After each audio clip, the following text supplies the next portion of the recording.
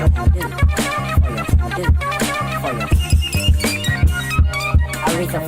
I got this first one. By the way, these are completely anonymous. I don't know who submitted these or anything about them. I grew up on a farm in rural Canada. Went to public school. Brothers were some of the most popular in town, so everyone knew me. Walked into the barn as my brother was hosting a party, and I ended up shotgunning 2 beers. Started drinking at age 10. Was kind of a bit addicted to it. Ended up quitting 2 years later and never drank again. Moved to a new town and graduated public school and went to high school. Was friends with everyone in every clique, never really stood out much, and not that I wanted to. Always was at the top of my classes naturally with no studying. Eventually in grade 12, I met a girl and started dating her. Dated for a year and really felt like that she was the one. Got cheated on and fell into a spiral. Off rip, this is a very interesting story. The viewer had his first beers at age 10, which is crazy to me. And I'm going to tell you guys a short little story real quick about my life. I actually hit a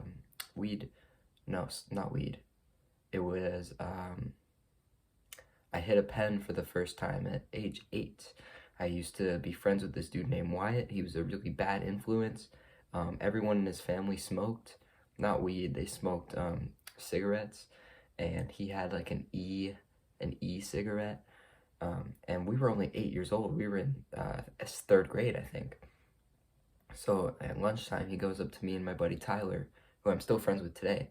And he's like, well, you guys hit this. And we're like, we're kind of skeptical because we're like 8 years old and we don't know what it is. But he was a bully, so he made us hit it. And later, my buddy Tyler snitched on him and he got in big trouble. Little side note, back to the main story. Left the town and went straight into college based on advice from my parents. During winter semester at 17 years old, got really into gym life and built my body. That's good. Very good. I got into the gym at about 15, but I've just been on and off since. I was on for like a year, but I just haven't really been to the gym that much since. Got my first engineering ticket at 18 years old. Reconnected with a childhood crush that shared most of my hobbies and found out we both had crushes on each other when we were younger. The age-old mishap. Spent a couple nights together and she ghosted me to leave to a different province for college. And she was going to college to become a park ranger, he says. Gosh, man. You really can't catch a break with the ladies. That's unfortunate. I hope by the end of this story he has a wife and kids. I'm going to assume that the person who submitted this is a male, by the way. Now I'm about to graduate at 19 with engineering tickets that will make sure I don't have to struggle for money again. That's wonderful. Whoever this is, I'm really proud of you. I have a good circle of friends, have hobbies, good supporting parents and family. Would love to find a proper girl, but God knows how hard that is now. I feel that before I met my first girlfriend, I genuinely thought that I was not going to get a girlfriend until I moved into college or until I turned 18. Because I figured, like, no girl wants to be with me right now. Whenever I turn 18, I'll just download Tinder and do it that way. And Tinder's not a bad place to be. My dad and his wife met on Tinder. So, Tinderella story, they call it. And he says, especially because he's looking for someone who's on the same step that I'm on now. That's just my story right now. Who knows what will happen next. Saw you pop up on my recommendations on YouTube a while back and figured I'd leave a reply. Well, I appreciate you sharing this. My thoughts on your story. I'm proud of you for getting that engineering ticket. It's a very respectable job. Definitely something that will set your future up for sure. And I wish you the best of luck in finding a lifelong partner. And I know that you can. I know that you will. Okay, on to the second story. So, let's start. I'm not sure how in-depth I should go, and I apologize for being disorganized. Hey man, don't apologize. Every single video I post is disorganized. Have you guys seen the way I talk? I talk in like 4 thoughts at a time. I'm a 23-year-old autistic guy. I didn't realize it until recent year, but I was heavily bullied most of my life, and it's made me have little to no confidence in anything I try to do. I always knew I wouldn't enjoy adulthood, and I've mostly been right. I've always struggled forming connections with people because I don't understand how conversations work, and it's led to people getting angry and yelling at me for things I could not control. Around 9th grade, I began self-reflecting and molding myself to fit in with other people. And that was fine until I would mess up and get scolded. So I would contemplate where I fucked up and change my personality even more. I never noticed how much I was disassociating from school, work, family, and friends until recently. Okay, off the rip, I am not a fan of any form of ableism or anyone being intolerant around special needs people. I would barely consider autistic as special needs because I've been friends with people who are autistic. You guys are normal people. It's just you think differently, and that's okay. You know, I don't think anyone should get angry and yell at you for, things you mess up on. I think that's not it. In 2024, come on, man. A viewer says, I never had strong opinions on anything or games or shows I truly enjoyed because it didn't even feel like I was the one watching them. I felt like a ghost passively observing things happen around me. I'm trying to be better about this, and I found some success.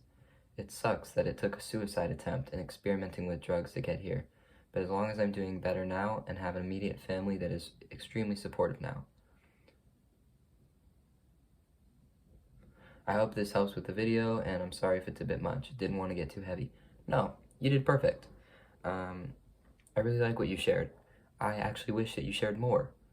But right now, that's the perfect amount. I think we should definitely do this again, by the way, guys. Let me know what you think in the comments. So when this person says, I felt like a ghost passively observing things happen around me, I'm going to go ahead and assume that that is disassociation, or derealization. Derealization, pretty common for people who've experimented with drugs and such. It's a very unfortunate thing. It just feels like you're not real. It feels like you're in a dream. I do have a video up that explains how to get rid of this. It says the viewer has found some success, so I'm happy for that. I'm not sure how autism would affect drug use or how autism would affect disassociation. My advice for the viewer, so they say around 9th grade they started self-reflecting and started kind of trying to be like others to fit in. And I'm sure this person might not do this now, but my message to the viewers would be yourself. Even if no one else really supports it, as long as you feel good about being yourself, you should be yourself. And eventually you will find people who like you for you, not people who like you when you're only like them. And you will find a girlfriend or a boyfriend or a partner, anyone who would support you along the way, just support you, love you as you. I'm very glad that your immediate family is supportive now. That's wonderful. That means everything. And those are all the responses we have today. So you guys are gonna get a good old Jay Wool story, straight from the source, baby. Interesting story. I have not told most people this story. So back when I was little, I had anger issues. My mom sent me to a therapist when I was, I believe I was 14. I was 14 and my mom sent me to a therapist because I had anger issues. Every time I hop on the game, I was just like, I got pissed off at the Fortnite. I got pissed off even at Minecraft, even at the most simple games. Simple, easy games. One slight mess up and it has me beating the shit out of my pillow because I'm so angry and I'm like screaming and crying as a 14-year-old. And I'm not embarrassed to share this because this is just something I struggled with, It's just me. You can think it's childish, you can think it's ridiculous, but that's how I was back then. Back when I was really little, so I have an older brother, his name is Dean, and he is 20 years old, about to be 21 in a month. When I was 4 years old, I got babysitted by these two girls. I can't remember their names, but every day they would take me and my brother to Goodwill, and they would eat tuna, and I hated it. I've never tried tuna to this day because I hated how their tuna smelled, and it looks so disgusting. Ugh. When they stopped babysitting us, they finally moved out to college, they gave us a trampoline. So, of course, we put this little trampoline in the backyard. I was 4 years old, started jumping on it. We didn't have a net around it, it was just a straight trampoline. So I learned how to backflip, self-taught when I was 4, and front flip. Well, a few years passed by, we finally have a net, and we also have a basketball hoop. So me and my brother, naturally, we love basketball.